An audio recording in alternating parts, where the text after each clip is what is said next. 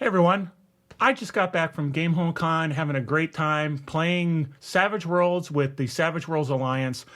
Ton of fun. I thought I'd just share a couple of things that I ran into while I was there. Savage Worlds, one of the best games of the day. Hey everyone, it's Carl with Tabletop Tango. Look at the bubbles, do the stuff. We'd love your support. Like, subscribes, all that good things, because it's fun to see the subscriptions go up. It really is. So today I wanted to talk about some of the cool stuff that we found at GameHole Con. Not really going through like the dealer hall and talking about products, but really just kind of the things that I did and how my games went and all that kind of good stuff like that. So first off, the convention, it's fairly good size. There's a lot of people there. There was a pretty good sized dealer room, plenty of stuff to look at if you were interested. The 50th anniversary D&D booth was in the hallway, and there was a lot of tables for people to play games to celebrate that. And the most important thing is the Savage Alliance, once again, supported the Savage Worlds community with a dedicated room just for Savage Worlds games. So there was a lot of people that you would have known, you would have seen, you would have heard their names in the community. Like Chris Landauer's there. We had Tracy Sizemore was there. We had obviously Jody Black and all those cool people from the Savage Worlds universe were all there, and you got a chance to see them, play some games with them if you really wanted to. I also just a shout out to Brad. I think it's Pokonen. He is one of the folks from the Savage Alliance and did a really fantastic job helping in the room, and we had a great conversation. It was really nice. And he put together, or the Savage Alliance put together, these little bennies that they gave to each individual who was playing a game that they could use in the game and keep as a souvenir. And any game they played over the whole weekend, they could reuse that benny if the game master accepted it, which of course I did, because why would you not want to have people have plenty of bennies, right? So that was really kind of cool. Had a great time with that. So what are some of the things I did besides Savage Worlds? Obviously there was the hall, and I had a chance to go in, and I finally picked up a couple sets of Alien the RPG dice. So now I have their custom dice that have the Alien where the 1 is, and crosshairs where the 6 is, for their I forget the die. Their stress die, and then they have the other die that has a crosshair on the 6 for their normal rolling dice. I've never had a set. I've really wanted to play and run Alien at some point in time, and so now I have a set of dice. So that was great. I finally broke down and bought Arkenforge from the team. I was talking to James from the Knights of the Smith dinner table, which I've had on the show, and he showed it off to me, showed some stuff. There was other folks there, and I got excited about it. So I came back and I bought a copy, and so hopefully I can learn how to use it and draw some maps. I'm not a map drawer generally. Generally, I find them like on our battle mats on or buy them. So I don't really draw my own maps, but this might be interesting to draw my own maps, and that might be kind of fun. So another thing I did was I attended a seminar by Ben Riggs, who's the author of Slaying the Dragon, A Secret History of Dungeons and Dragons. So that book goes through kind of the rise and fall of TSR back in the day up until they're being sold to Wizards of the Coast. He's got a new book he's working on, and so I went to the seminar. He read kind of a chapter from it, sort of went through it, and it talked a lot about sort of this toxic environment that was in the 5e development group. Kind of driven by folks like Chris Cox, who came in and who was supposed to be a gamer and was supposed to really make D&D sort of a feature of Wizards of the Coast, but of course it's such a small piece of their overall pie compared to the Magic the Gathering and some of the other things. So it was kind of toxic. People were playing politics because they were worried they're the next one to be fired. And then they brought in a team of one of the hires of Chris Cox when he moved on to be CEO. I forget the name of the person, but they brought in a bunch of cronies from Amazon and Microsoft who knew nothing about role-playing games and were all about bottom line and just how do we maximize the profits. And so it was really kind of a sad story. And I'm looking forward to that next book. I've read Slaying the Dragon, and Ben does a lot of research and he does a good job at it. I also got a chance to go to a seminar from Ed Greenwood, which was supposed to be about world building and how do you build a long-lasting RPG world. Unfortunately, that one turned in more into kind of an advertisement for the setting he and his partner are working on, and their Patreon, where they dole out some of this material over the months and years. So it really wasn't, it didn't teach me anything about a long running campaign other than you should buy their book, because their books are going to have the details so you don't have to make them as a game master, which in and of itself is a great idea, but that's not why I went to the seminar. The Savage Alliance, they had a little get together on Friday night where some of the PEG folks were there, some of the GMs who had been running games during the convention were there. Kind of just hung out, talked for a little bit, and then had a chance to, they got a photo together so that everybody could take a photo. It was kind of fun. So it was nice. Paul from Tablecap Games, who's the author of Street Wolves, dropped by as well. I hadn't seen him during the convention. It was great to see him and have a chance to talk again, since we haven't talked in a while. So that was pretty cool. Chris Valentine, obviously from Mastering the RPG podcast, was there, played in one of my games. I'll talk about that in a minute. So it was great hanging out with him for a while, not just on the screen as we're recording the podcast. So that was kind of fun. So what about the games I played? So the games, I had 4 games that I was running, and there was one that I played in. So let's talk about the one I played in. That one was kind of a alien invasion where the aliens came to Earth. Their ship was damaged. They were trying to fix it. And we're a SEAL team going in to try to understand what's going on. Now, unfortunately, we got to a point where we got into a firefight. We kind of thought that this was the time that we needed to take them out. They were doing something dangerous. And so we ended up having to fight these super powerful aliens who we really had no chance of defeating. And that's unfortunate. I guess it was fun, but I wish the Game Master, Kurt, would have kind of pushed us, nudged us a little more, because we really didn't get too far into the adventure. I think it would have been nice if he just would have kind of railroaded us just a little bit, because we obviously did not realize that this was not the climactic part of it. This was just a piece of the pie, and so we got bogged down, and so we never really finished it, which was disappointing, because when he explained it, it sounded like there's a lot of cool stuff later in the adventure.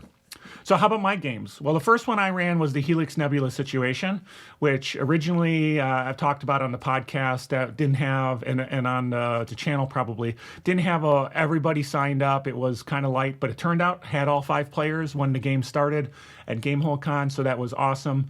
They did a great job. Great bunch of gamers, had a couple of new folks.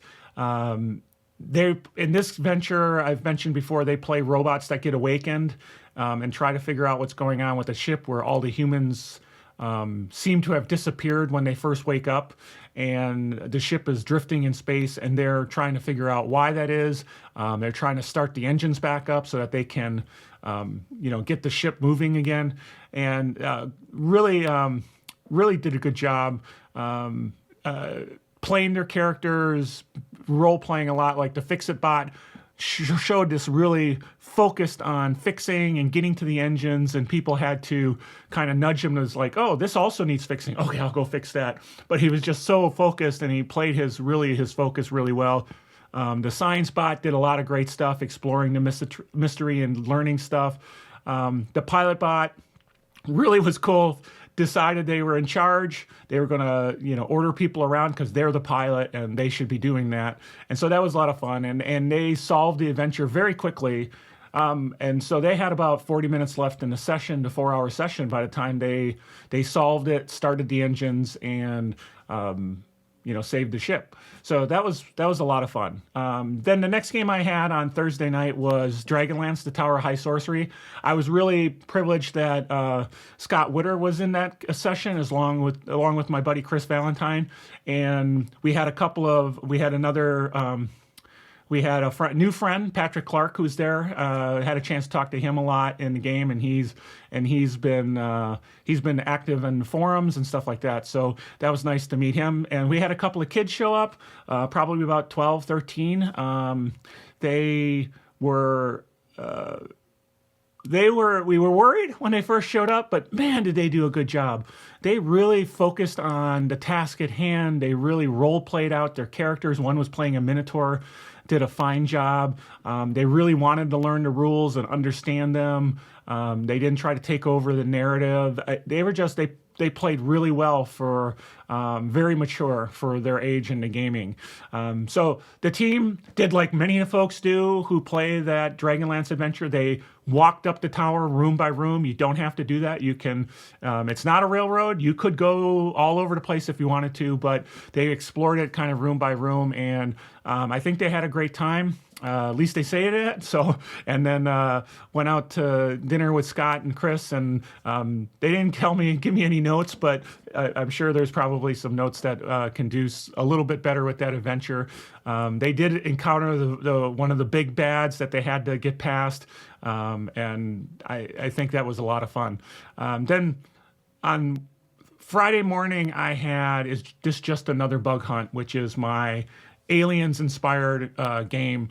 And this is the first time I think at a convention I've ever run a game where I've had all experienced Savage Worlds players. And so that was a completely different experience in the sense that they knew what to roll, they knew what to take advantage of, things like support and test and all that kind of stuff. They knew that they could do that. I didn't have to prompt them. And then that made this game super efficient. So they came in, they figured stuff out very early, probably earlier than I expected. And so they spend a lot of time sort of proving out their theories and trying to solve the problem by bypassing what other players would have run into. You can see I'm trying not to give away the adventure should anybody ever actually want to play them at a convention. So very cool. They played it really well. They got to sort of the climactic moment, and I had to do it a little bit on the fly. I had never done sort of this ending before, but they did such a great job of fixing the communication, getting things ready to go. I felt like they deserved something big to kind of cap off the entire adventure. And so I kind of invented a new ending, and I think I'll use that going forward because it was just fantastic, and they played it so well. They had an artificial who was doing science, and he wasn't hitting in combat, but he was doing stuff to discover how to solve problems and using his science rolls to really help the party out. So it was fantastic having him in the adventure. And then my last one on Saturday was Zombies Black Friday. Was really cool. Had Christian Sharano in it and Chris Landauer, so from PEG, and Christian from, of course, Savage Eberron. And they joined the game. The group did a fantastic job handling the zombie hordes. They found ways of weaponing up. They found ways of getting through. They did cool stuff like running through the hordes, and so just getting that attack of opportunity instead of just facing them head to head. Very cool. And they did stuff like move from room to room in a way that other player groups had not. And they got to the security office, which I think no one else has ever done. And they leveraged that to their height of extent to get out of the situation by setting off the fire alarm and, sort of making the zombies distracted and there's too much noise for them to just follow what the players are doing. And so that was absolutely fantastic. And they made it out. They survived. Didn't lose one character, even though the skater kid or the gamer kid kept getting hit. I do the random roll to see who's getting attacked, and the gamer kid was the one getting attacked and getting damaged. So it was just so much fun. It was so awesome going to this kind of event where this tight-knit Savage Worlds community, you had the folks who make the game, the folks who makes the settings for the game, all these people sort of there at the same time that you get a chance to play with, to chat with, and to kind of learn from while you watch them game master their games. Seemed the kind of cool settings that people brought up, like Carl Kiesler. And so it's just fantastic stuff. There was a kind of a running joke that there was too many Carls there, but it was fun. It was fun to be considered one of the Carls of all the Carls that were there, who were all very much in luminaries, I would say, from the Savage Worlds world. So fantastic. I would totally, for anyone who's a Savage Worlds fan, I would totally recommend that you go to GameHole Con when the Savage Alliance is helping spearhead doing a large section of Savage Worlds games. It was absolutely a blast.